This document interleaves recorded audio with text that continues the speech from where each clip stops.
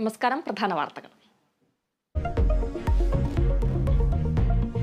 എക്സാലോജിക് കേസിൽ മുഖ്യമന്ത്രിയുടെ രാജി ആവശ്യപ്പെട്ട് പ്രതിപക്ഷം. അന്വേഷണം പൂർത്തിയാകും വരെ മുഖ്യമന്ത്രി മാറി നിൽക്കണമെന്ന് വി.ഡി. സതീശൻ.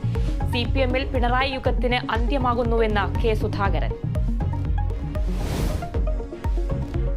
ലോക്സഭാ തെരഞ്ഞെടുപ്പിൽ കൊല്ലത്ത് ചിത്രം തെളിയുന്നു. എൻ.കെ. പ്രേമചന്ദ്രൻ തന്നെ യു.ഡി.എഫ് സ്ഥാനാർത്ഥി.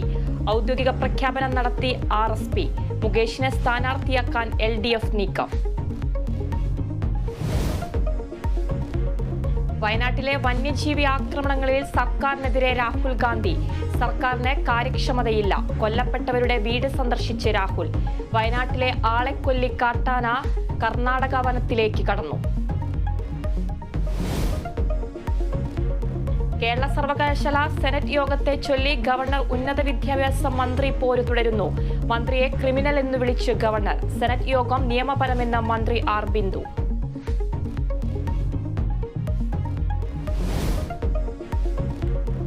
സംസ്ഥാനത്ത് ചൂട് കൂടുമെന്ന കേന്ദ്ര കാലാവസ്ഥാ വകുപ്പ്. 3 ജില്ലകളിൽ ഇന്നും നാളെയും യെല്ലോ അലർട്ട്.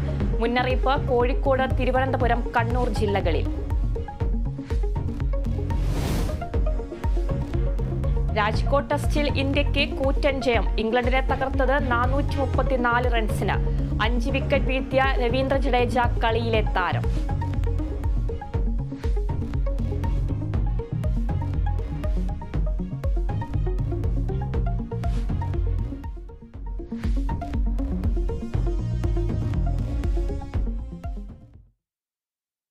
വാർത്തകൾ വിശദമായി നോക്കാം. എക്സാലോജിക്കിനെതിരായ SFIO അന്വേഷണത്തിൽ മുഖ്യമന്ത്രിയുടെ രാജി ആവശ്യപ്പെട്ട് പ്രതിപക്ഷം. അന്വേഷണം പൂർത്തിയാകും വരെ സ്ഥാനത്ത് നിന്ന് മാറി നിൽക്കണം. കേസിൽ മുഖ്യമന്ത്രി